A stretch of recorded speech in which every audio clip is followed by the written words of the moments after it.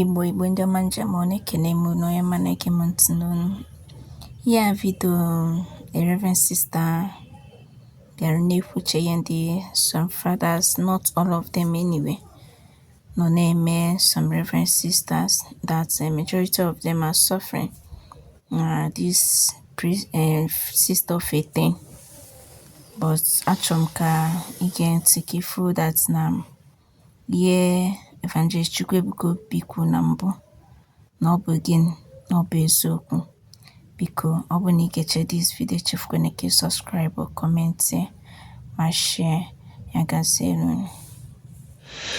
Igbo ndị ọma na-ege m ntị ekenekwa m ụnụ ime ụbọchị nke taata, biko ka isi enweta vidiyo ya sị m ihe ọma ya emeela onye ọbụla ụnụ mana ọnwale ihe na-esekuliti na social media for ndị na nwere access to Facebook. That's why just come make the video kun we make gini nene share that post na the community section of this channel. Man, most people they can have for you. Yesterday, Reverend Sister Anastasia also magini also na on na University of Gwari Abuja na Catholic Church also no Veritas University Gwari Abuja ka ọ na-alụ ọrụ yotago. O nwere ihe ọbịa tie mkpu na wee kọba na ndị Reverend Sisters gịnị are passing through a lot. Na most of them are treated as housewife, na most of them are gịnị are treated as bedmate in the father, and most of them are gịnị are harassed via akwamiko. Ọbịa ka ochie mkpu na ka ngụpụtalụ nụ the post tupu nkwe ihe nkwu ọ sị we Reverend Sisters are frequently based on akwamiko level and treated as housewives, as wives, bedmates by priest. Reverend Sister Anastasia cried out. Also, in a telling social media post, Reverend Sister Kensi Anastasia, who by her social media bio works for Veritas University Gwari Abuja, challenged the Catholic Church to do more to protect Reverend Sisters in the church. She narrated the ordeal of Reverend Sisters in the hands of priests and top church authorities. According to her, religious sisters are not ornament in habit. We are not concubines for priests to use as will, nor are we mistress in veil. We are women called by God, consecrated to service, prayer, and mission of the church. Always yet too often behind stained glasses, windows, and polished marble altars, we are treated as less. A priest once told me without shame, sisters are meant to be priest wives. He did not say it in jest, he meant it and he acted on it. Na priest selianiruya father that nandi sister na ha kwesịrị ịbụ nwunye ndị fada. Ama nke si eme ya bụ ihe eme ebe fada chie gị fada na na sister kwesịrị ịbụ ndị nwunye ndị fada according to the sister na-ekwu. Kedu ka o isi bụrụ nwunye gị in the name of gịnị ekwuru ụgwọ isi ya ije eme itie nne na nna ya sị na ị chọrọ ịnụ ya? Because most of those is some of the father are shameless. Also that he did it, that he was not even saying it out of joke or jest. He meant it and he acted on it, which means he made approach. He made approach. I will say, this is not an isolated case. Too many sisters know the pain of being reduced to temptation instead of being respected as collaborators in Christ's vineyard. Too many knows the silent wound of manipulation. When a clergy uses spiritual direction as a cover for advance, or when financial benefactors expect our dignity in exchange for support, but does not end there.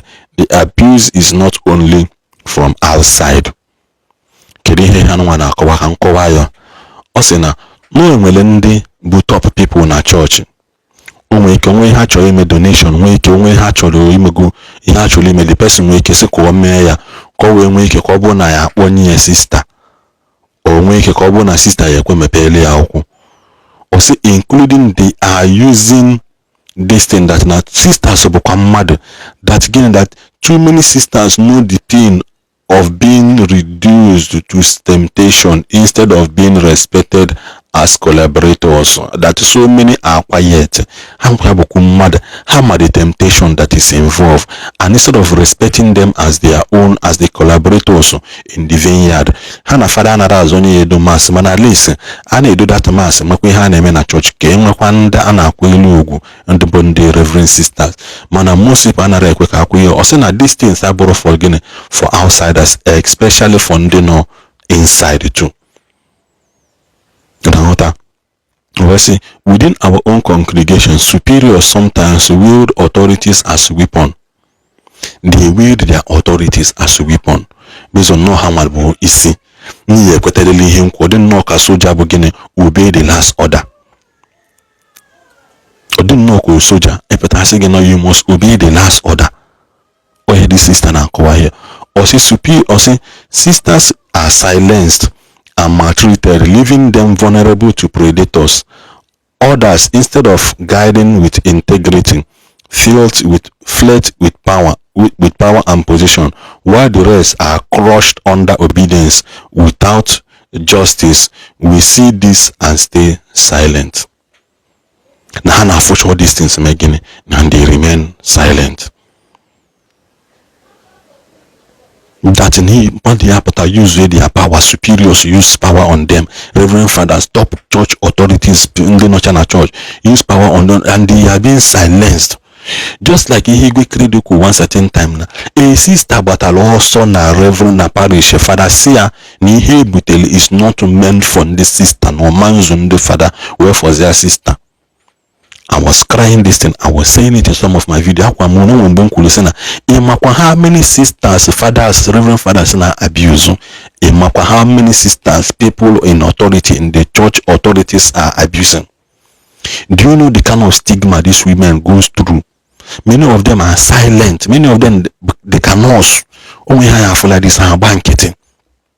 Now Johnny Ekula they can run court in the midst of all these things. Only nobody will even believe them. Nobody will believe them. Nobody will believe them. Why? You just so say that this post in a trend Afuberon father. Let us hear these sisters. What are they saying? Very soon, very soon we can suspend this reverend sister. Very soon we can suspend again. We can say, why didn't you go to Bishop? Why didn't you go? Man, a lot of them have evidences. Go close to these people. Careful that these people are moving weapons. They are moving wounded soldiers in the battlefield. Go close to them. Behind that veil, white high, behind those things, behind that smile, there is a wounded somebody somewhere. These people are human beings, for crying out loud. Then on our and let me be equally clear to those sisters who abandon their vow for prosecution, whether to gain favor, material advantage, or pleasure. You too wound the body of Christ. You weaken the prophetic witness of consecrated life and betrayed the very dignity which we demand from the world. It is betrayal from within, and it is it hands the enemy of truth more reasons to snare at our convocation, to snare at as their vocation. When I don't the other reverend sisters, in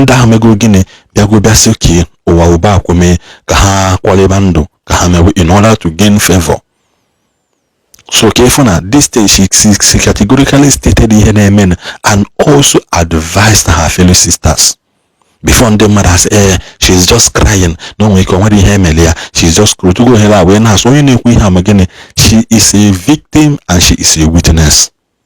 For somebody to sound like this, she is a victim and she is a witness. So she is talking out of experience, or experience here, or witness here. Or we say the scandal is not only in the sin itself, but in the silence that protects it. A church that preaches purity while tolerating the defilement of its consecrated women is a church that mocks its own gospel. The scandal oborokwa also na the njo and the problem or saying that even those who preaches sacrament of righteousness are still the one they are not only wounding the church, they are also wounding the gospel itself they preach, which means that's the best way to define it. I write this not out of hatred for the church, but I love my church too much to stay silent. You forget that him.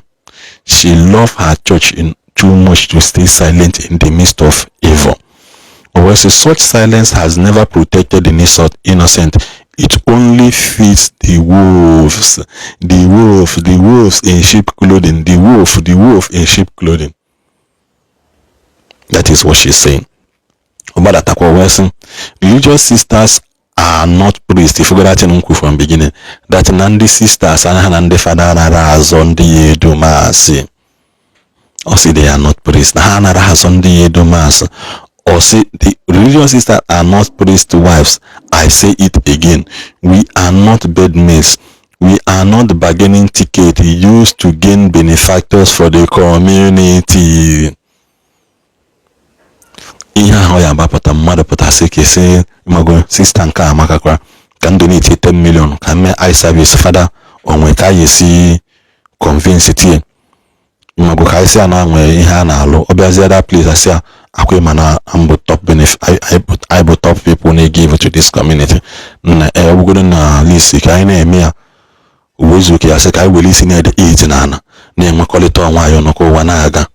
That is the language most of these evil people use. That is what happens. Too much disrespect they have for the Catholic churches because of this thing. Somebody somewhere now, and so many people are giving in. That is why they thought that every reverend sisters is the same. Because some are giving it. That was why she advised her fellow reverend sisters from the onset. You gotta go. Let's forge ahead.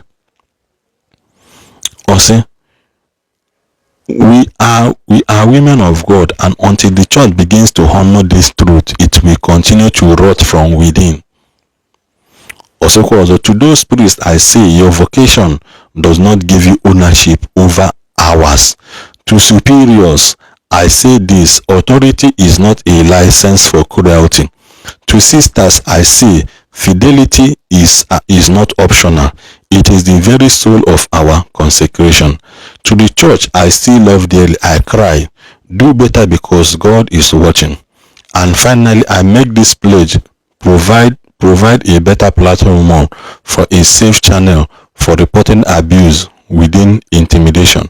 I promise to delete my personal Facebook account and work wholeheartedly with such an organization, because we do not seek scandal or validation, like or comment. We seek truth, justice, dignity in the house of God. This is a reverend sister. How many reverend father Patagosian we have heard your cry because the father enough is enough. How many send the superior enough is enough. It is so sad that a reverend sister so many reverend fathers are known to now. If you are reverend father today, it is a challenge to you. It is a challenge to you. As a reverend father, imagine in nunu ras, imagine in nunu or nefunu bero, ebe father harass a sister or outside the church or within the church, or harass yaman. Imagine in Uberia and imagine in Fuberia. Even during our days in Bina Sav Mass, I mean Hanya Efro. We know why we fought against Kain and the lady Dasanari Akaidemana Ufwe Babian Ebani Chinjiakwa. We know how we fought it. That year. Webuzanka Keta or Wasagolanya, social media, the mobile phone, you can easily I might end this in the lady that some mondo bloco ziriano. Ihani to father be father can need 2 milli 24 hours someone and abanapata. Whether no we name, I don't know. Man, imagine as a human being full with blood, flesh and blood. Something must catch your eye. Oh, mother cable. ọgwụgwụ na ọ dịrọ gị n'obi ime onye na-abata ịma na ọ dị ya n'obi si n'ebala okwu sista anụnwa kwuru anya skyra apụkwa na ihe na-eme n'ime na-eme ka na-ene anya n'ezi ụwa the canker worm is eating from within. The canker worm is eating from within. Ka ọ dịkwa na necha vidiyo ka baru shie ya ka ọ dịnụ.